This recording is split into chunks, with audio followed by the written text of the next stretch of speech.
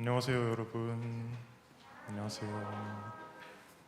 4월 첫째 주 서울 영동교회 청년일부 예배하시기 전에 먼저 저희가 기도로 준비했으면 좋겠습니다.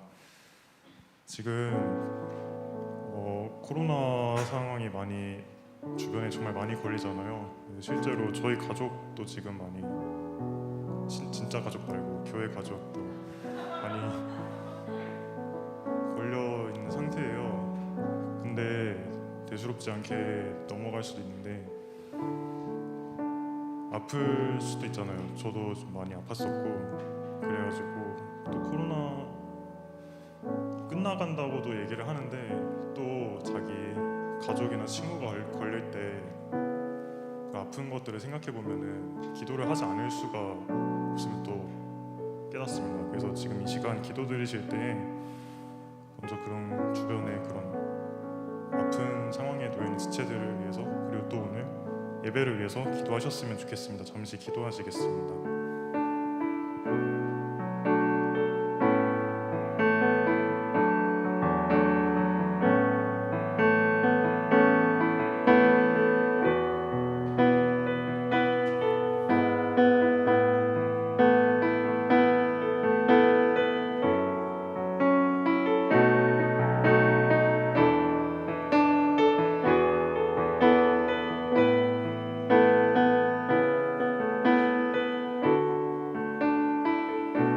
이 시간 괴로울 때 주님의 얼굴과 찬양 드리시겠습니다. 괴로울 때 주님의 얼굴 보라 평화의 주님 바라보아라 세상에서 시달린 친구들아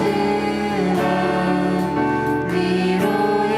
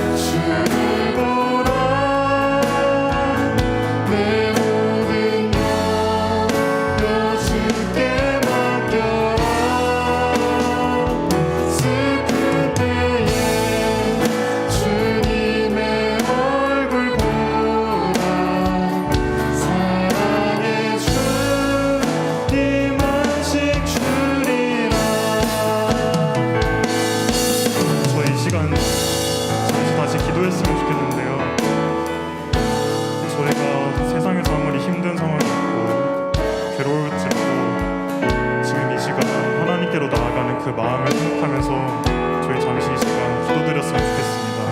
기도하시겠습니다.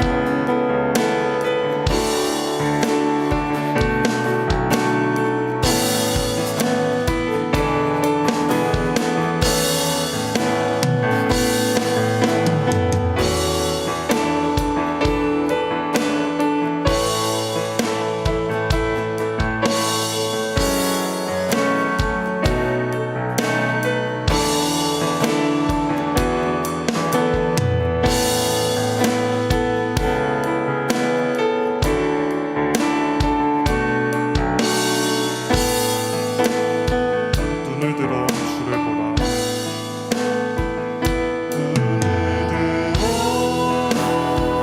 주를 보라. 내 모든 염려 주께 맡겨라. 슬플 때에 주님의 얼굴 보라. 사랑의 주님 안식 주리라.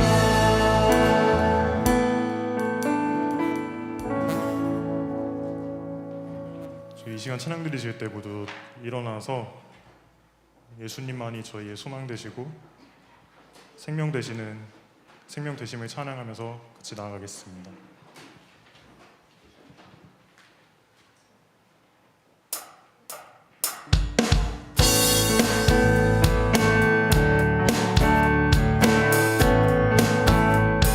예수 열방의 소망. 예수 열방의 소망. 예수 우리의 위로자. 주는 온 땅의 영.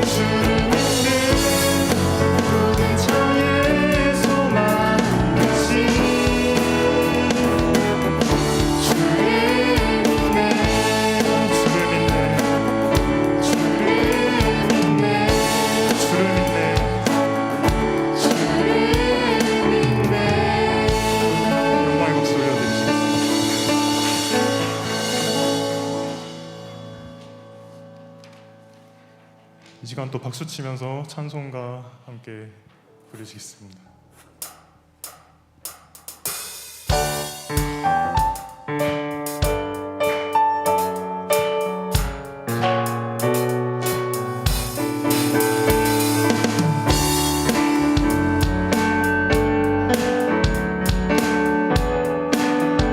내 진정 사모하는 내 진정 사모하는 친구가 되신 구주 예수님은 아름다워라.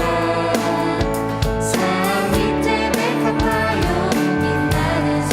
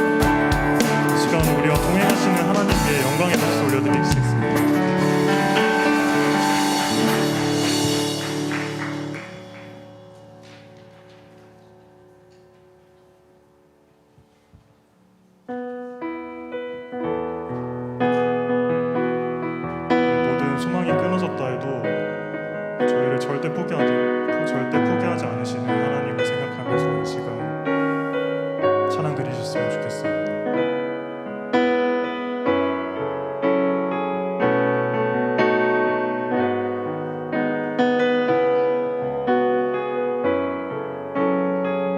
내 모든 소망이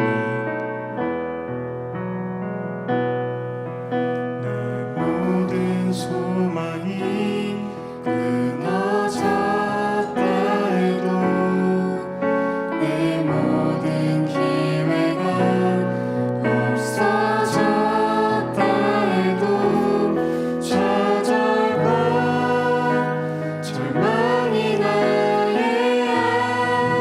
앞에서 나를 기다린다 해도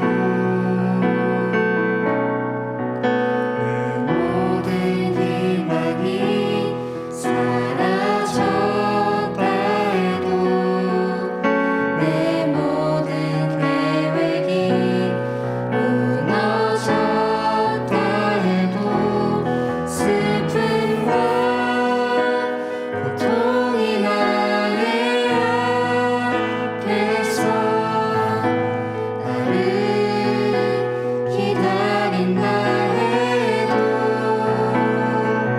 주님은 절대 포기하지 않으시죠. 내가 모든 걸 포기할 때 나를 일으키죠. 주님은 나를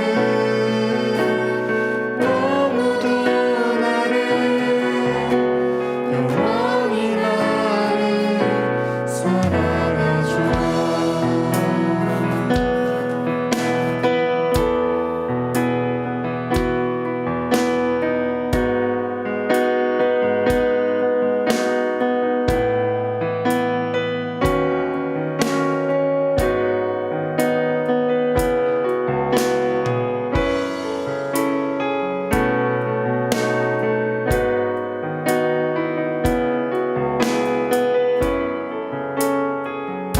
내 모든 희망이 사라졌다 해도 내 모든 희망이 사라졌다 해도 내 모든 계획이 무너졌다 해도 슬픔과 고통이 나의 앞에서 나를 기다린다 해도 주님은 절대 포기하지 않으시죠. 내가 모든 걸 포기할 때 나를 일으키죠. 주님은 나를 너무도 나를 영원히 나를 사랑하죠. 주님은 절대 포기하지 않으시죠.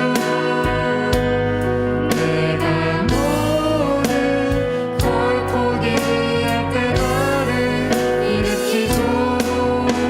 주님은 나를 너무도 나를 영원히 나를 사랑하죠. 주님은 절대 포기하지 않으시죠. 내가 모든 걸 포기할 때 나를 일으키죠. 주님은 나를 너무도 나를 영원히 나를 사랑하죠. 지금 이 시간 대표 기자 나오기 전까지 앉아서 함께 기도드리셨으면 좋겠는데요. 찬양 가사처럼 주님은 절대 저희를 포기하지 않으십니다. 저희가 어떤 상황에 있든 어떤 고난에 있든 좌절과 절망이든 하나님은 절대 저희를 포기하지 않으십니다. 하지만 정작 저희가 하나님을 포기하고 생각하지 않는 건 아닌가 모릅니다. 그래서 이 시간 기도드리실 때 정말 저희가 어떤 이렇게 그 죄인이라도 절대로 포기하지 않으시는 주님을 생각하고 또 감사하면서 또 오늘 예배를 위해 함께 기도하셨으면 좋겠습니다. 기도하시겠습니다.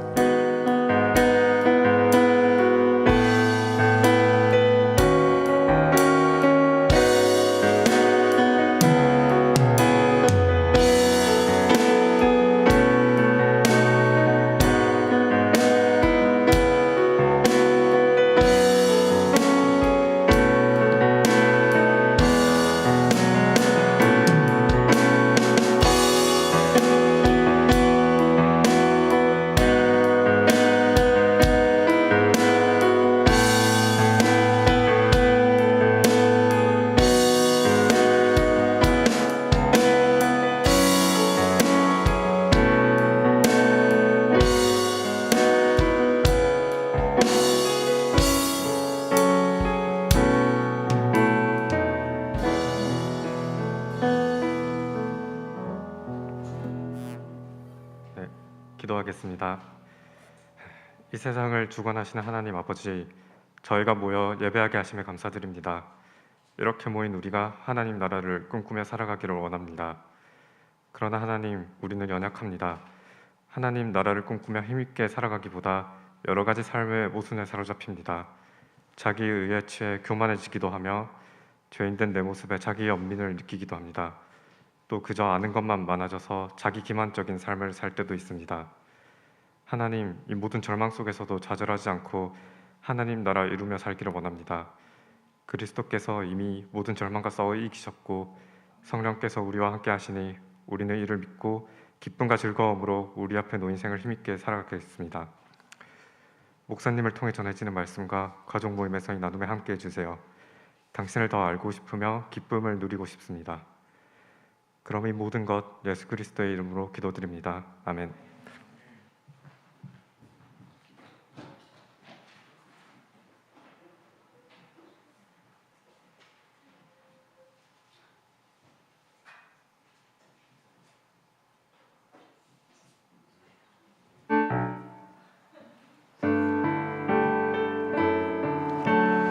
다 함께 찬양하기 원합니다. 우리의 기도.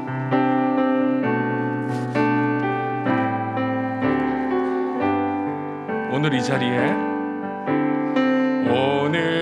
자리에 모인 우리 어린 양 예수 따라가는 무리 되게 하소서. 성령의 충만한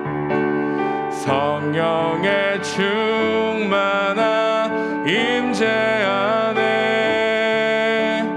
어둡던 우리는 밝아져서 주를 보게 하소서.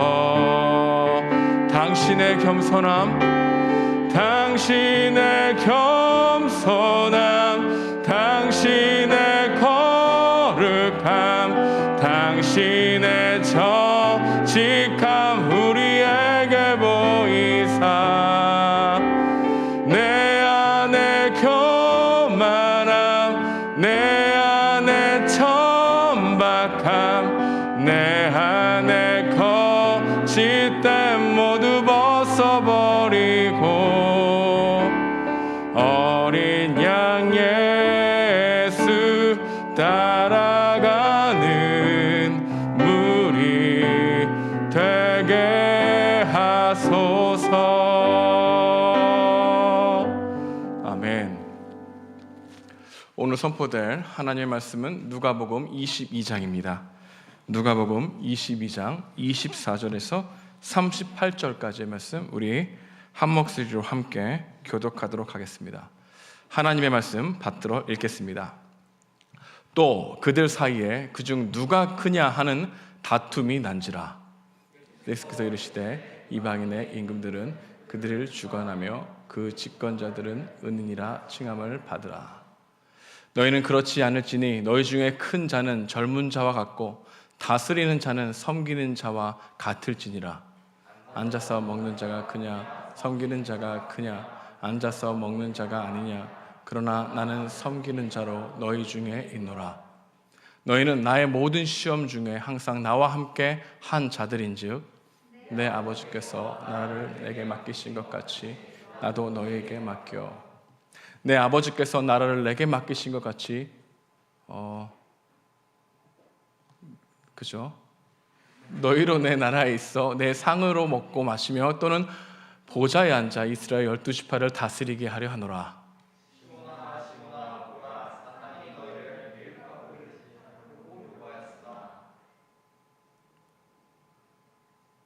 내가 하면 되는 건가요? 32절. 그가 말하되 주여 내가 주와 함께 오게도 죽는 데에도 가기를 각오하였나이다. 이르시되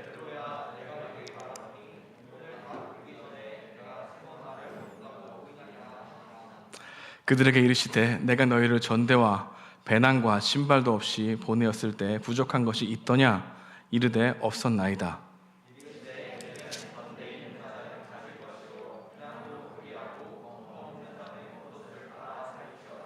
내가 너에게 말하노니 기록된 바 그는 불법자의 동료로 역임을 받았다 한 말이 내게 이루어져야 하느니 내게 관한 일이 이루어져 감이니라.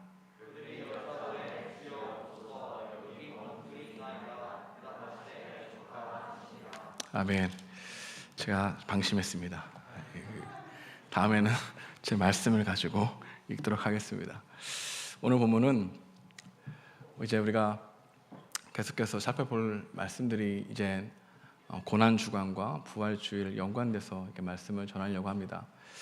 오늘 본문은 예수님이 마지막 수업이라 할 수 있는 최후의 만찬 중에 일어난 대화입니다. 예수님은 제자들과 함께 유월절 전통에 따라 떡과 잔을 나누셨고 자신의 죽음의 의미가 무엇인지를 제자들에게 밝히 보이셨습니다.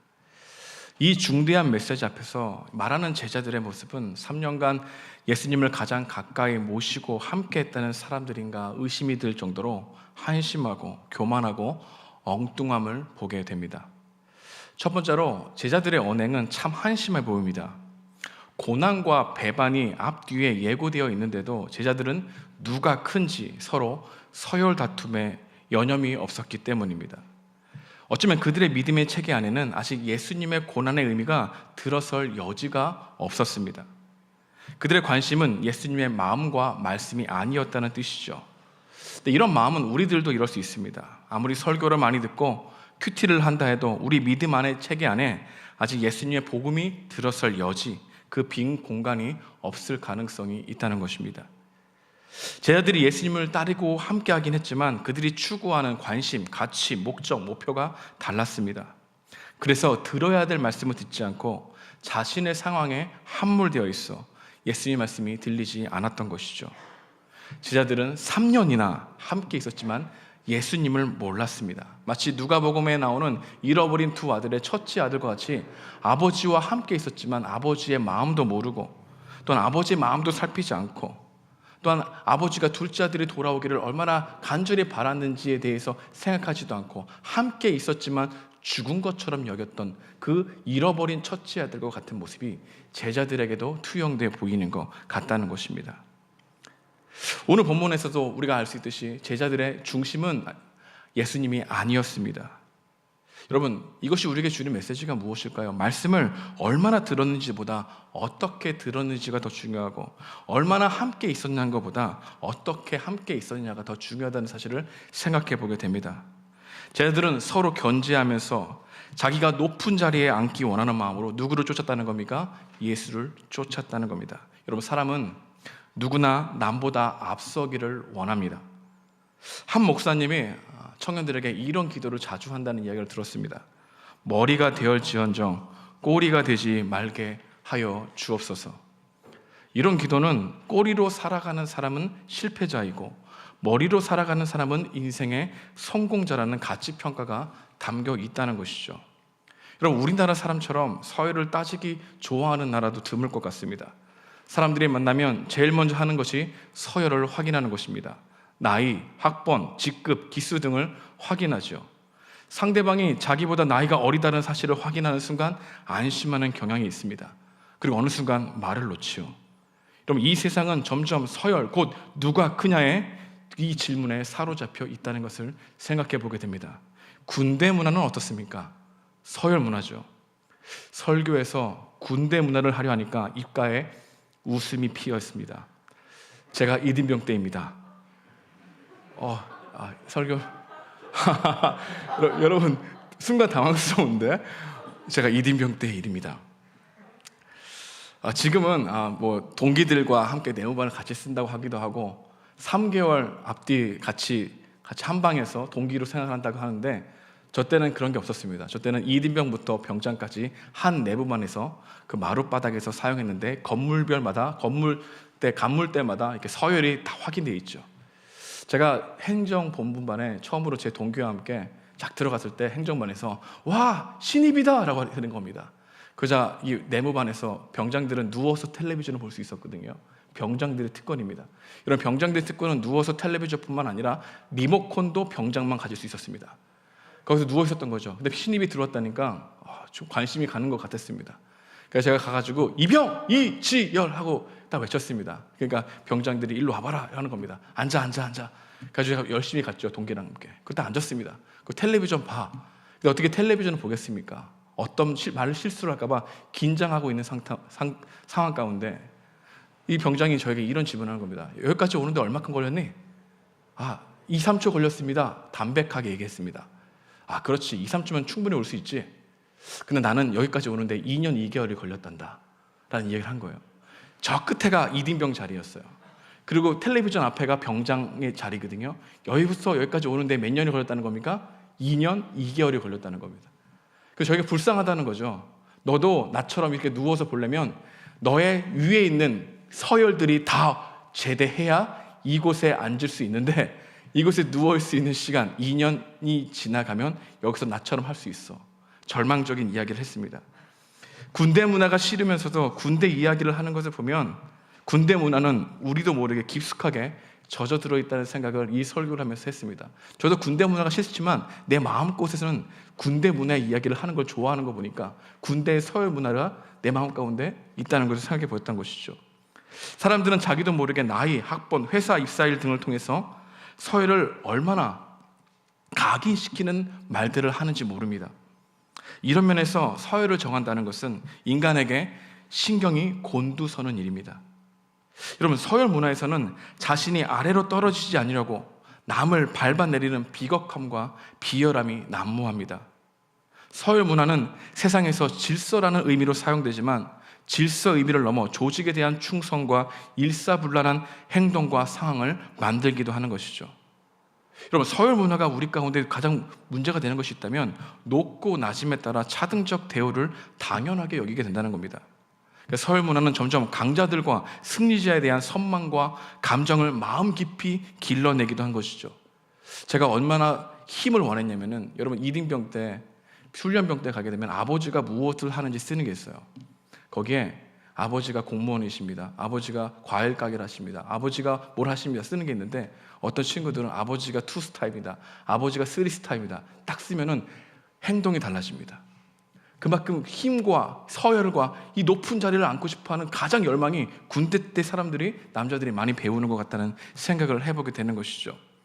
그래서 사람들은 승리자와 자기를 동일시하면서 자기도 모르게 약자들이나 패배자들에 대한 혐오감을 내면화하고 약자들을 깔보는 경향이 많다는 것이죠.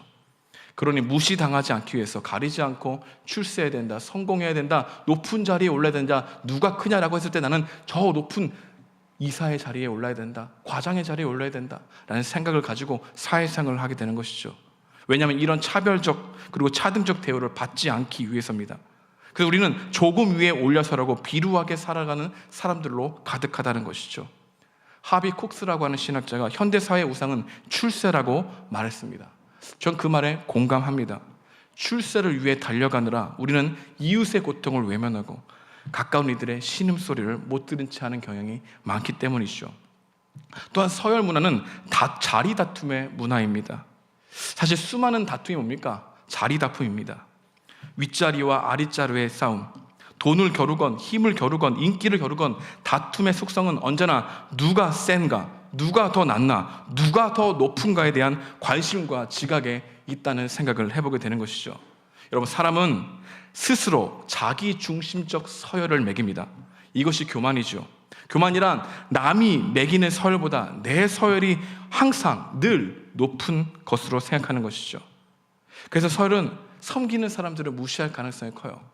여러분, 우리가 서빙하는 사람들이나 정말 열심히 아르바이트하는 사람들을 무시하는 사람들을 보게 되면 그들 가운데는 난 너보다 서열이 높아 라고 하는 생각, 누가 크냐라고 하는 생각에 사로잡혀 살아간다는 것입니다. 3년간 제자들을 통해서 섬김이 무엇인지를 철저히 배웠던 이들에게는 조금이나마 서열이 아니라 함께하는 연대에도 많은 생각을 했어야 될 제자들이었지만 제자들의 머릿속에는 누가 크냐, 누가 더 나으냐, 누가 더 좋은 수제자냐라고 하는 생각이 있었던 것이죠. 제자들은 마음속에는 예루살렘으로 올라가면 곧 자신들이 좋은 자리에 보상을 받을 것이라는 생각으로 누구를 쫓았다는 겁니까? 예수님을 쫓았다는 겁니다. 그러니 복음이 들리지 않죠. 제자들은 마치 부모의 장례를 치르기도 전에 재산의 다툼을 하는 철부지 형제들과 같은 모습을 보인 것이죠. 여러분, 우리들도 제자들처럼 크고자 하는 한 가지 욕심이 있다면 복음이 들리지 않습니다. 나를 추구하거나 나를 높이고자 하는 마음이 크면 클수록 하나님의 말씀이 안 들려요. 그러니까 들리긴 들리는데 그 말씀이 나에게 하는 말씀으로 들리지 않는 이유가 뭡니까? 여러분들이 누가 크냐? 거기에 지금 함몰되어 있기 때문이에요. 그래서 안 들리는 거예요. 두 번째로 제자들의 답변은 참 교만했습니다. 예수님이 베드로에게 말씀하셨죠. 어떤 말씀이셨습니까? 사단의 유혹과 시험이 본격적으로 너희에게, 특히 베드로 너에게 찾아올 것이라고 말씀하신 것입니다. 예수님은 누구보다 자신의 믿음과 능력을 확신했던 베드로에게 너 실패할 거야 미리 말씀하신 것이죠.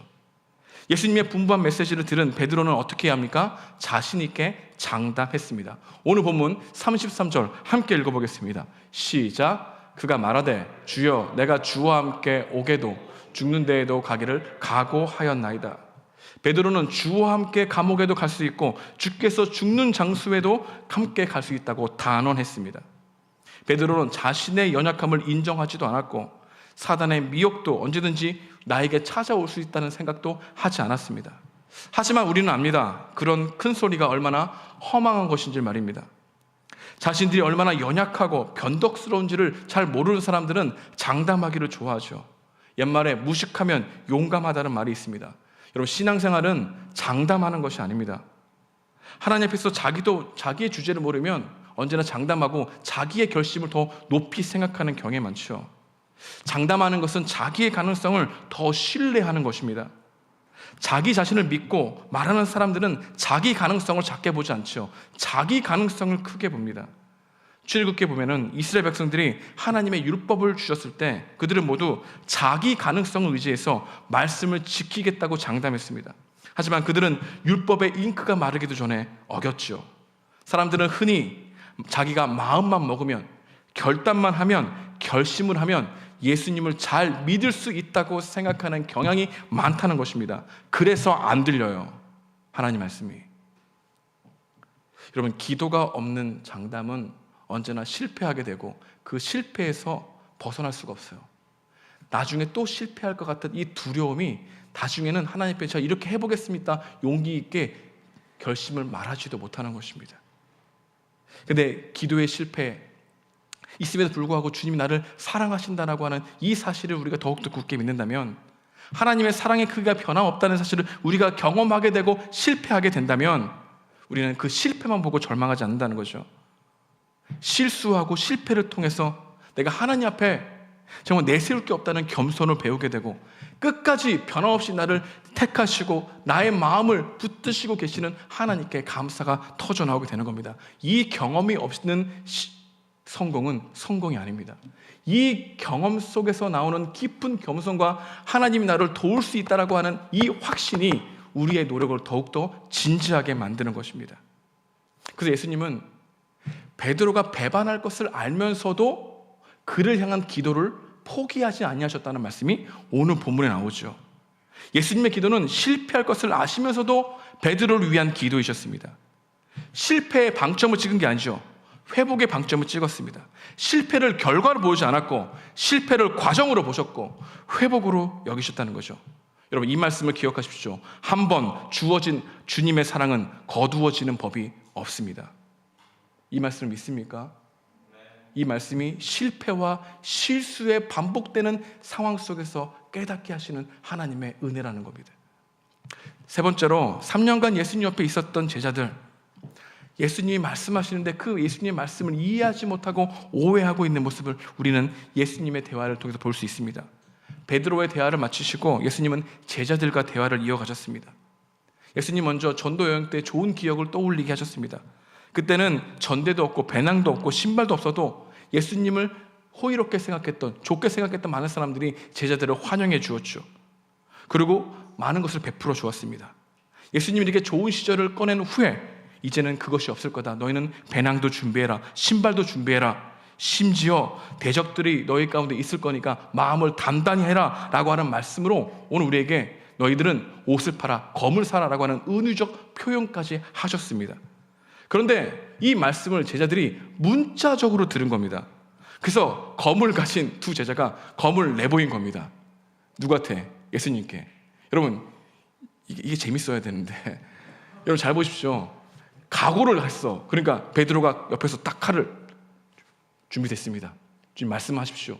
제가 주님이 성전을 쟁취할 때 앞에 나가 싸우겠습니다 라고 하는 이야기를 하는 거죠. 그러니까 예수님이 하신 의미를 깨달았다는 거예요? 깨달았지 못했다는 거예요? 전혀 깨닫지 못했다는 겁니다. 주님은 그 전에 칼을 쓰는 자는 칼로 망한다라고 하는 이야기를 나중에도 하시겠지만 그 전에도 이 폭력은 안 된다는 말씀을 많이 하셨거든요.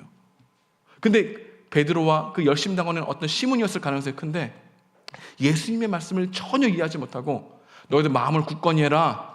결심의 칼날을 더욱더 갈고 있어라 라는 이 은유적 말씀을 제대로 이해하지 못했다는 거죠.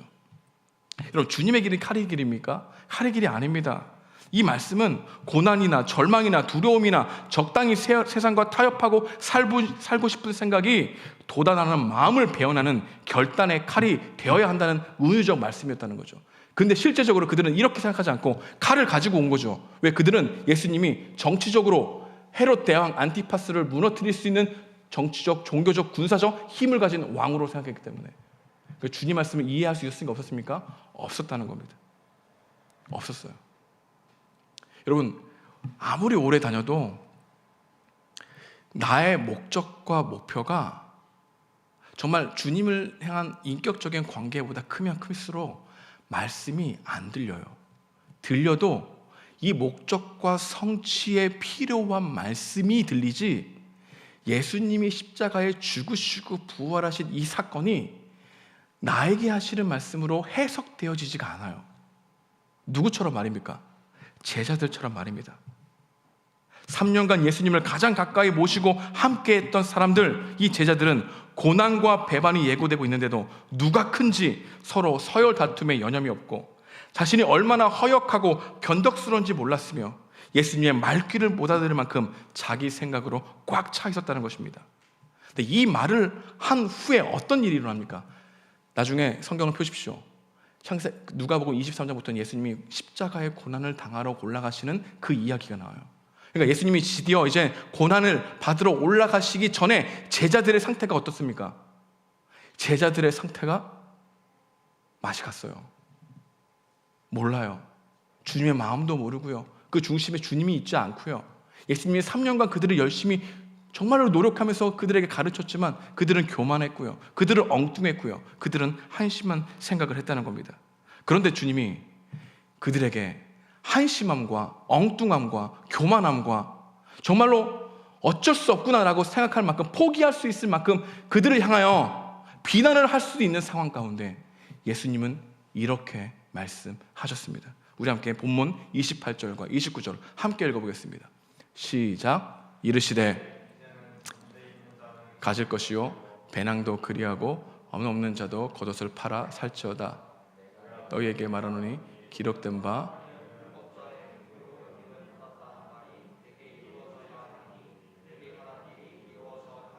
죄송합니다. 28절과 29절이었는데 그 다음에 나올까요? 네, 시작. 너희는 나의 모든 시험 중에 항상 나와 함께한 자들인즉 내 아버지께서 나라를 내게 맡기신 것 같이 나의 너희에게도 맡기니라.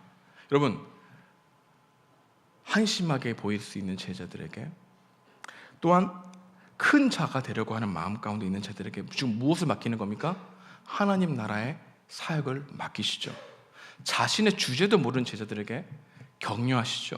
예수님 말씀을 제대로 이해하지 못하고 있는 자들에게 하나님 나라의 율법을 맡기시죠. 예수님은 제자들의 연약함, 엉뚱함, 교만함, 한심함을 아셨습니다. 그럼에도 불구하고 제자들에 대한 믿음을 포기하지 않으셨습니다. 왜일까요? 자신이 끝까지 그들과 함께 할 것이라고 다짐했기 때문입니다.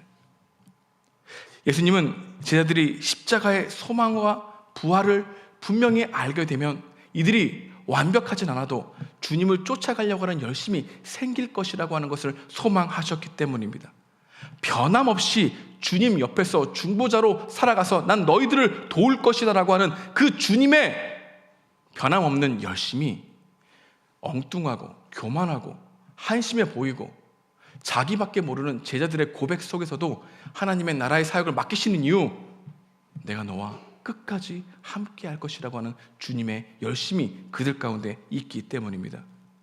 여러분, 우리 인생은 예수님이 끝까지 여러분을 각각 온전히 사랑하신다는 사실을 더욱더 깨닫게 되는 인생들로 여러분들을 인도하신다는 것이죠.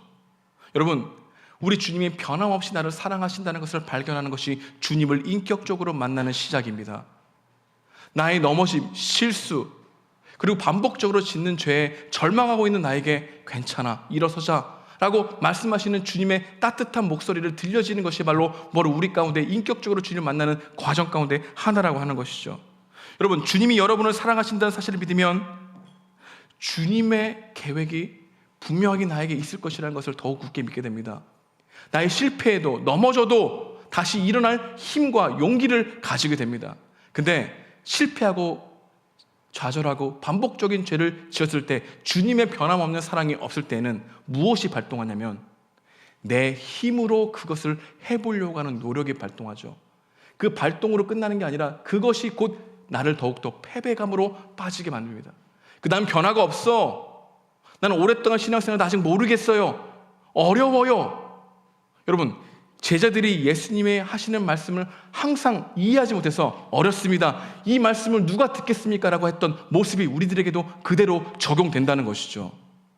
근데 우리 주님은 실패, 실수, 반복적으로 짓는 것, 작심삼일을 해도 그 다음에 안 되는 여러분들의 연약함을 아시지만 그 연약함에 불구하고 주님을 온전히 따르려고 하는 절실함으로 따라가는 그 마음을 의롭게 보셔서 주님이 수고와 애씀의 완성이 되신다고 하는 이 기쁜 소식을 듣기를 원하신다는 것을 받아들이셔야 된다는 거죠. 그렇지 않고서는 우리는 종교적인 현상에 머물 가능성이 작다는 겁니까? 크다는 겁니까? 크다는 것입니다. 여러분, 십자가만으로 부족한 것이 있다면 기독교가 아닙니다. 예수님이 여러분들의 십자가에 죽으셨다는 의미가 얼마나 큰 것인지, 그 예수님의 사랑의 크기가 얼마나 큰 것인지, 깊은 것인지, 높은 것인지를 우리 주님은 여러분들의 실수와 실패와 반복적으로 짓는 죄와 여러분의 연약함을 통해서 주님이 필요한 존재로 바라보게 하시는 이 인생의 여정을 계획하시고 이끌어 가신다는 겁니다. 우리 인생은 여러분들이 말씀을 도덕적으로 더 많이 지켜서 주님을 더욱더 따라가는 것이 아니라 오히려 내가 말씀을 지키려고 하는데 그 말씀을 지키려는 노력 뒤에도 나의 불완전함이 더욱더 크게 보여서 주님이 나의 이 연약한 가운데 도우셔야 됩니다라고 하는 이 마음과 함께 노력이 함께 가는 것, 이게 우리 인생의 신앙생활인 거예요. 여러분, 신앙생활은 온전해지려고 하는 것이 아니라 온전하신 주님을 붙들어 부족함에 불구하고 주님, 제가 오늘 함께 해보겠습니다. 그래서 저는 노력할 것인데요, 주님이 나와 함께 해주셔야 됩니다. 그래야 나 좌절하거나 자만하지 않을 수 있어요. 주님, 오늘도 나를 붙들어 주십시오라고 하는 신앙 고백으로 나아가게 되는 건 이게 여러분들을 자유케 한다는 거예요. 이게 여러분들의 주님에 대한 열심을 식지 않게 한다는 거예요. 여러분, 한데 여러분들이 여러분의 스스로에 대한 열심을 가지고 살아가 보십시오. 반드시 여러분들의 열정은 식게 돼 있어요. 열정은 식으라고 있는 거거든. 식는데 그 다음 주님 안 찾아요. 오히려 회의감이 들어요. 식는데, 열정이 식는 걸 아는데 냉담해져요. 왜요? 여러분들은 주님을 의지한 게 아니에요. 여러분의 연약하지 않는 여러분들이 스스로의 가능성을 더욱 크게 믿고 있던 제자들과 같다는 거죠. 소망이 있다는 겁니까? 없다는 겁니까? 없다는 것입니다. 하지만 우리 주님은 끝까지 하나님 나라의 사역을 맡기십니다. 왜? 내가 너와 함께 있음을 발견하게 하기 위해서. 이게 복음이에요. 이게 여러분들에게 실제 생활에서 느껴져야 돼요. 받아들여져야 돼요. 알게 되어야 돼요. 여러분의 시험 가운데, 여러분의 성취 가운데, 여러분의 서열 가운데, 여러분들이 누가 크냐라고 생각하는 이 모든 상황 가운데 이 주님과 함께 하시는 이 말씀들이 받아들여져야 되만 복음이 여러분들을 자유케 하는 거예요. 그렇지 않고 우리 복음 우리를 얽매여 여겨요. 멍에를 가볍게 하겠다고 하신 예수님의 말씀을 듣지 못하고 무거운 멍에만 남게 되는 거예요. 어렵도다 이 말씀이요, 누가 주님 말씀을 지킬 수 있는가라고 계속해서 숨게 되는 거예요. 말씀을 적용하기 원합니다. 오늘 우리에게 주신 메시지는 무엇일까요? 우리를 사랑하시되 끝까지 사랑하시는 예수님의 사랑을 묵상하라는 겁니다. 사순절 기간을 보내고 있습니다. 다음 주면 고난주간입니다. 예수님의 고난주간을 묵상하는 것, 예수님의 변함없는 사랑을 묵상하는 시간인 겁니다.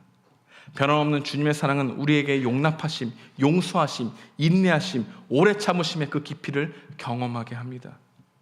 변함없는 주님의 사랑이 우리의 상처를 아물게 할 수 있습니다. 변함없는 주님의 사랑이 무엇보다도 주님을 붙들게 하는 것이죠. 여러분, 변함없는 주님의 사랑을 알게 되어야 여러분들의 상처를 극복할 수 있어요. 그렇지 않고 상처는 여러분들에게 절대 아물게 되지 않습니다. 우리는 우리가 받은 상처를 영원히 잊으려 하지 않습니다. 최소한 그 상처만큼 돌려주고 싶어하는 그런 죄성이 있죠. 하지만 변함없는 주님의 사랑은 죄를 미워하되 죄인을 긍휼히 여기시는 주님을 본받으려고 몸부림치게 되는 것이죠. 그래서 그를 용서를 제대로 하게 되고 용서를 제대로 생각할 수 있는 과정을 겪게 하는 것이 우리 주님의 여러분들을 향한 계획이었던 거죠. 여러분, 성경을 펴실 때 변함없이 나를 끝까지 사랑하시는 주님을 믿는 믿음으로 성경을 펴십시오. 그래야 제대로 읽을 수 있어요. 그렇지 않고 사단은 여러분들에게, 야, 너 지난 한 주간 생각했던 거 봐봐. 너 지난 한 주간 양심의 가책을 거스리면서 했던 행동들이 생각나게 하시고, 기도했을 때 그 수없이 많은 잡생각들이 나의 마음을 엉들리게 하는 것들이 떠올리게 하시고, 내가 그동안 재미있게 누렸던 그 쾌락의 길들이 생각나게 하셔서, 야, 너 이런 데 주님 앞에 나갈 수 있어? 없어. 너 기도하면 안 들어줘 라고 하는 그런 쓸데없는 생각이 여러분들의 생각을 사로잡아서 하나님 앞에 기도하는 시간도 여러분들의 삶이 하나님 앞에 나가지도 못하게 하는 이런 사단의 미혹과 정죄함이 여러분 가운데 있다는 겁니다. 그럴수록 우리는 무엇입니까? 끝까지 사랑하시되, 언제까지 사랑합니까? 여러분이 주님 다시 만날 때까지 사랑하겠다고 작정하신 그분의 사랑을 믿고 성경을 펴야만 하나님 말씀이 제대로 들린다는 것입니다. 이 말씀이 여러분들에게 복음입니까? 여러분, 이 말씀이 복음이 되지 않으면 실패와 실수에 여러분은 방점을 찍어요. 하지만 이 말씀이 복음이면 실패와 실수가 주님을 향한 디딤돌이구나, 다시 일어날 용기가 생기거든요. 아니면 주님이 나를 사랑하신다는 사실을 죄를 더 짓는 데 이용의 도구로 사용하겠죠. 합리화하는 데 사용하겠죠. 그럼 우리는 어떻습니까? 우리는 어떻게 해야 됩니까? 열심히 노력하십시오. 그리고 그 노력 뒤에는 불완전함이 있다는 것을 더욱더 느끼십시오. 하지만 불완전함의 끝이 아니라 주님이 나와 온전히 함께 하시고 끝까지 나에 대한 계획을 갖고 계시다는 사실을 끝까지 믿으십시오. 이것이 곧 믿음으로 말미암아 살리라는 겁니다. 근데 이 말씀이 믿게 되어지면 주님에 대한 열심이 생겨나고 주님 앞에서 나의 죄를 쏟았는데 어색하지가 않고 더욱더 진지하게 나가게 되는 거예요. 그런데 여러분들이 무엇인가를 하려고 하기보다 주님의 사랑을 더욱더 느끼게 되는 것이 너무 중요하다고 말씀드리고 있는 겁니다. 주님은 제자들의 엉뚱함, 제자들의 교만함, 제자들의 한심함, 제자들의 장담한 이런 모든 사실을 알면서도 그들에게 하나님 나라의 사역을 맡겨주신 것들은 곧 우리들에게도 마찬가지라는 겁니다. 여러분, 연약하지 않은 사람이 어디 있습니까? 이 앞에 설교를 쓰는 저 또한 설교할 자격이 있습니까? 없습니까? 없습니다. 정말 없어요. 전 여러분들이 제가 일주일간 생각했던 것들이 정말 그래도 괜찮다고 생각하겠지만, 만약 내가 생각했던 것들이 다 여기 스크린에 다 오게 된다면 저는 여러분들 앞에서 설교할 자격이 아니라 여러분 저를 정죄할 가능성도 있습니다. 그만큼 연약하죠. 하지만 주님이 우리를 끝까지 사랑하시되 정말로 십자가에 죽을 만큼 사랑하시다는 이 말씀이 문자적으로 들리게 되면 누구처럼 행동하게 됩니까? 제자들이 예수님께 칼을 가지고 오는 것처럼 잘못된 반응으로 해결하게 되는 그런 어리숙한 모습을 보이게 되죠. 그래서 여러분 청년회 때 열심히 노력하는 걸 넘어서 예수님의 사랑이 무엇인지를 더욱더 깨닫게 해달라고 하는 이 마음이 크게 되고 발견하기 위해서 노력할 수 있는 여러분과 제가 되길 소망합니다. 그래야 됩니다. 그래야 우린 주님의 사랑을 발견할 수 있는 거예요. 마지막 두 번째로 오늘 우리에게 주신 메시지가 있다면, 얕은 물이 작은 바람에 출렁이는 것처럼 내 마음도 출렁이고 있다는 사실을 잊지 말라는 것입니다. 우리는 스스로 마음을 비교적 잘 통제할 수 있다고 생각하기를 좋아합니다. 하지만 그렇지 않지요. 잔잔한 마음도 한순간에 화의 풍랑이, 두려움의 풍랑이, 유혹의 풍랑에 휩쓸릴 수 있습니다. 나의 교양이나 믿음이나 덕성 때문에 마음에 평안한 것이 아닙니다. 사단은 늘 우리를 넘어지게, 마음을 요동치게 만들려고 합니다. 그래도 불구하고 우리를 끝까지 붙들고 계시는 주님이 계시다는 이 믿음이 우리에게 언제나 풍랑이 칠 수 있지만 주님이 말씀에 잠잠하게 해줄 수 있다는 거죠. 그래서 성경에 풍랑의 얘기가 많은 거예요. 여러분, 예수님이 풍랑에 잔잔하시는 이야기들이 성경에 너무 많죠. 갈릴리 호숫가에서 풍랑을 칠 때 예수님이 의도적으로 이 배 안에서 자고 있죠. 그럼 제자들은 뭐합니까? 죽게 되었다, 어떻게 할 것인가, 자신들의 상황 가운데 자신의 노력을 하려고 하지만 예수님은 어떻게 하고 있는 겁니까? 자고 있는 모습을 그림 언어로 보여주죠. 왜요? 우리는 풍랑이 칠 때 주님을 찾지 않거든요. 풍랑을 칠 때 주님은 잠자게 여기고 있는 것처럼, 죽은 것처럼 여기고 있거든요. 여러분, 얕은 물에 작은 바람이 출렁이듯 여러분의 마음은 너무나 순식간에 화의 풍랑에, 두려움의 풍랑에, 염려의 풍랑에, 의심과 불신의 풍랑에 휩싸여 있다는 연약함을 아시고, 그럴 때마다 아무것도 두려워하지 말고 오직 모든 일에 기도와 간구로 너희 구할 것을 하나님께 하리라. 그리하면 모든 지각에 뛰어나신 하나님의 평강이 너희 마음과 생각을 지키시리라. 아멘. 이 말씀 믿으십시오. 우리 주님이 여러분들의 필요한 것들을 주시기도 하지만 여러분이 기도할 때 즉시 주시는 게 있어요. 마음과 생각을 지키게 하시리라. 이 말씀이 여러분들의 한 주간, 또 시험이 다가오는 이런 압박 가운데 주님 앞에 여러분 마음 가운데 선포할 수 있는 은혜가 있길 소망합니다. 여러분, 주님의 사랑이 의심될 때 아니다, 잊으어라, 마음이 잠잠하여라, 나를 끝까지 사랑하시는 주님을 믿어라, 여러분의 마음 가운데 선포해서 여러분의 마음이 주의 말씀에 복종되고 순종되어 마음이 잔잔해지는 은혜가 실제적으로 여러분 삶 가운데 있길 주님의 이름으로 축복드립니다. 우리 함께 기도하겠습니다.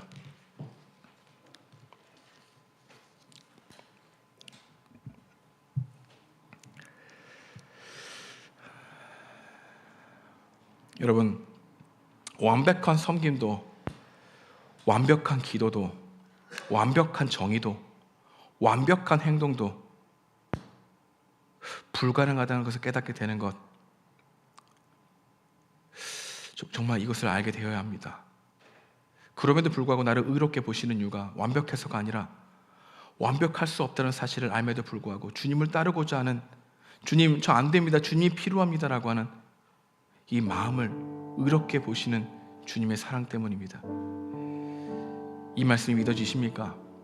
제자들의 연약함, 제자들의 교만함, 제자들의 엉뚱함, 제자들이 신앙 없이 보이고 누가 크냐라고 생각하는 생각에 허우적거리며 살아가고 있는 그들에게 여전히 하나님 나라의 사역을 맡기시는 이 모습이 오늘 여러분들에게 어떻게 들려졌습니까? 혹시 실패와 실수, 그것에 함몰되어서 거기서 헤어나지 못하고 트라우마가 되어 그 어떤 것도 그 다음 앞으로 나아가려고 하는 열심이 혹시 다 죽어버리진 않았습니까? 우리 말씀에 통해서 여러분이 주신 메시지가 있다면 그 말씀을 붙들고 기도하기 원합니다. 함께 기도하시겠습니다. 하나님 감사합니다. 우리 삶을 뒤돌아보기 원합니다. 얕은 물이 작은 바람에 출렁이는 것처럼 내 마음도 출렁이고 있다는 사실을 알게 됩니다. 스스로 마음을 잘 통제할 수 있다고 생각하는 마음, 그렇지 않다는 걸 알게 됩니다. 완벽한 섬기도, 완벽한 기도도, 완벽한 정의도, 완벽한 행동도 불가능한 것을 깨닫게 됩니다. 주님만이 완전하십니다. 주님이 도와주셔야 됩니다. 우리의 열심과 우리의 완벽함을 자랑하는 게 아니라 주님 삶 가운데 있게 하여 주시옵소서. 우리 청년들이 복음을 더욱더 깊이 깨닫게 하시고 주님의 사랑을 더욱더 알게 하셔서 변함없이 우리를 끝까지 사랑하시는 그 주님의 사랑 안에서 생각하게 하시고 환경 가운데 하나님 믿음으로 나갈 수 있도록 도와주셨기를 간절히 바라고 원합니다. 인도하여 주시옵소서. 이끌어가여 주시옵소서.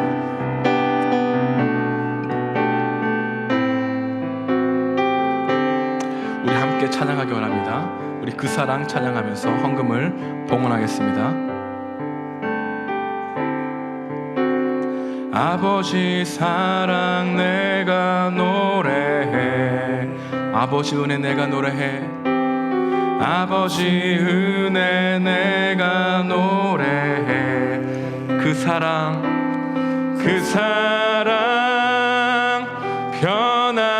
변함없으신 거짓 없으신 성실하신 그 사랑,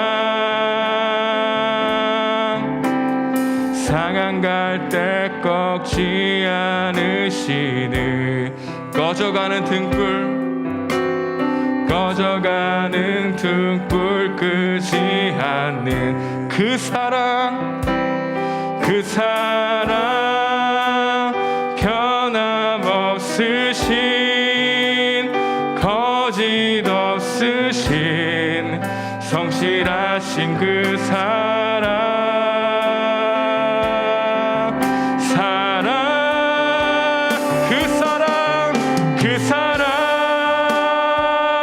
날 위해 죽으신 나 위해 다시 사신 예수 그리스도 다시 오실 그 사랑 죽음도 생명도 천사도 하늘의 어떤 권세도 끊을 수 없는 영원한 그 사랑 예수. 다시 한번부터 아버지 사랑 내가 노래해, 아버지 사랑 내가 노래해, 아버지 은혜 내가 노래해, 아버지 은혜 내가 노래해. 그 사랑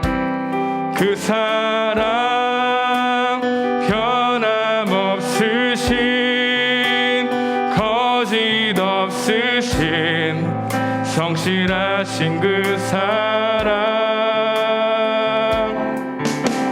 상한 갈 때 꺾지 않으시는 꺼져가는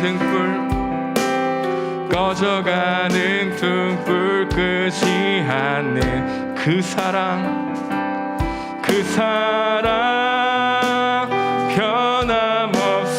변함없으신 거짓 없으신 성실하신 그 사랑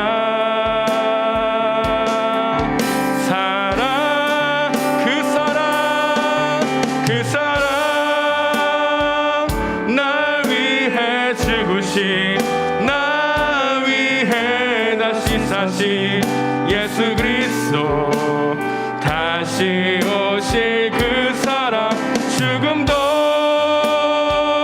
생명도 천사도 하늘의 어떤 권세도 끊을 수 없는 영원한 그 사랑 예수.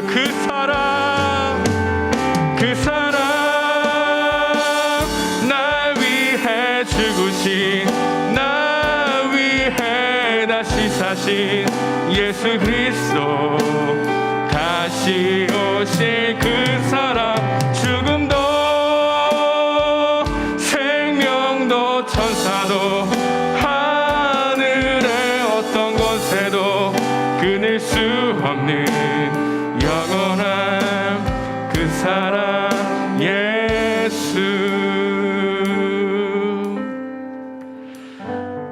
제가 여러분들을 위해서 함께 기도하겠습니다. 가슴에 손을 얹어주시면 제가 여러분들을 위해서 함께 기도하며 나아가겠습니다. 변함없는 사랑으로 우리를 바라보시는 주님, 내가 이 자리에 앉아있는 것도 예배를 드릴 수 있는 것도 나의 어떠함 때문이 아닙니다. 우리가 예배를 지키고 있다고 하는 그 생각이 주님의 사랑을 일으킬 수 있는 것이 아니라는 것을 알게 되고, 나의 어떤 선함과 정의로운 말과 행동도 깊숙이 그 마음을 돌아보게 되면 불완전하고 완전하지 못하다는 것을 더욱 깊게 알게 됩니다. 그럼에도 불구하고 자격 없는 자의 자격을 찾아주시는 예수 그리스도의 이 사랑이, 주님, 제자들이 3년간 주님을 따라다녔어도 몰랐던 이 모습과 우리의 모습이 너무나 같다는 것을 생각해 봅니다. 그럼에도 불구하고 우리를 끝까지 사랑하시는 주님, 주님, 우리 청년들이 하루하루를 살아갈 때 수없이 많은 생각들이 그들의 마음을 지배하려고 할 때, 염려가 요동칠 때마다, 두려움이 있을 때마다, 의심과 불신이 생각할 때마다 주님, 마음과 생각을 지키게 하시고 이들의 삶을 온전히 받아들이신 주님의 사랑과 인도하심과 그분의 계획하심과 그분이 나의 삶에 이끌시는 모든 과정이 함께 있다는 것을 분명히 믿을 수 있는 우리 청년들 될 수 있도록 인도하여 주시옵소서.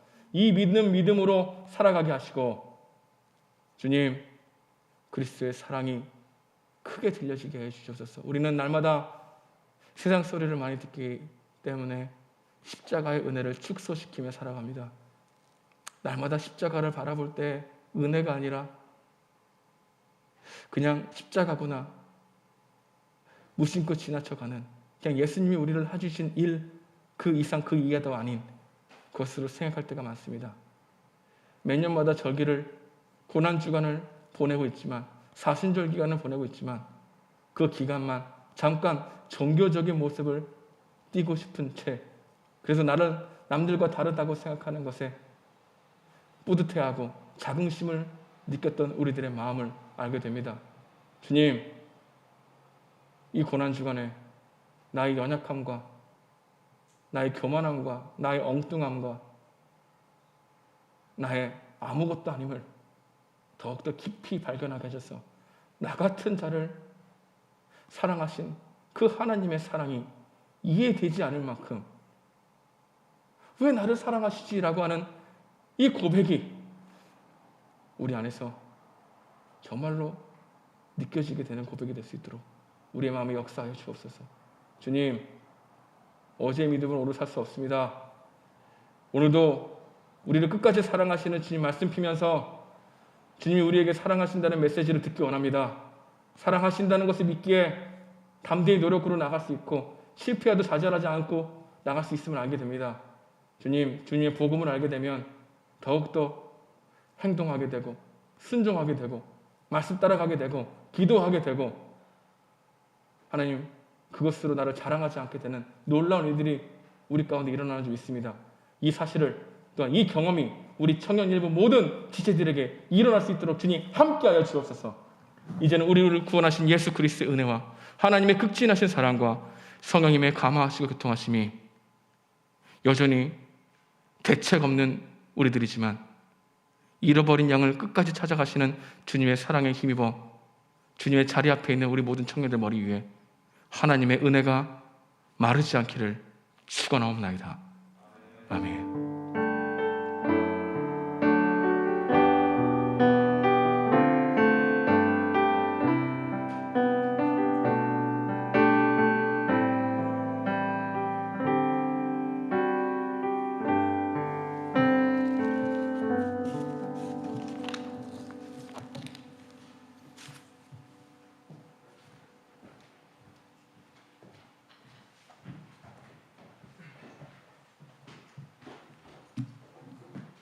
여러분 안녕하세요.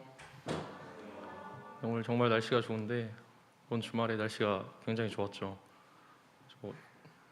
다들 좋은 시간 보내셨나요? 오늘 아까 보니까 그 밖으로 나가는 가족들이 좀 많은 것 같은데, 네, 잘 좋은 시간 보내셨으면 좋겠습니다. 네, 광고 시작하겠습니다. 네, 새로 오신 분들 모두 환영하고요. 목사님 찾아가시면 되고, 혹시 온라인으로 오신 분들은 여기 목사님 전화번호로 전화 주시면 되겠습니다.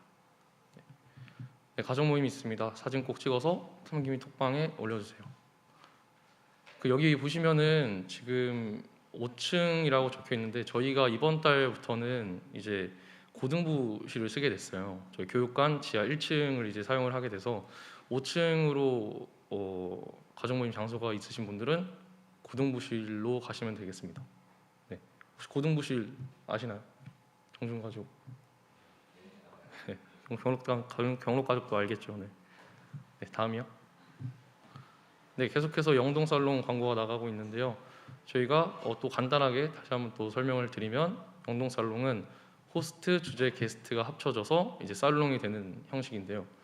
지금도 계속 이제 제가 몇 개를 주제를 호스트 하신다는 분들이랑 이제 주제를 몇 개 받았는데 계속 이제 받고 있거든요. 저희가 시험 끝나고 나중에 한 5월쯤에 상황을 감안을 해서 좀 시작을 해볼 예정입니다. 네, 다음이요.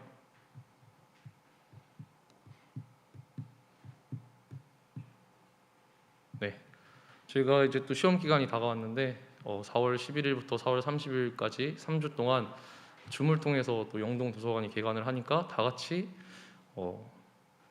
모여서는 아니지만 줌을 통해서 다 같이 모여서 공부를 했으면 좋겠습니다. 네, 다음이요. 네, 4월 생일자들인데요. 하은이, 혁진이, 희은이, 민주, 진선이, 수빈이 그리고 화성 누나까지 모두 생일 축하드리고 가시면서 만나시면 생일 축하한다고 한마디씩 해주시면 좋을 것 같습니다. 네. 다음이요. 네, 이상으로 마치도록 하겠습니다. 다음 주에 만나요. 안녕.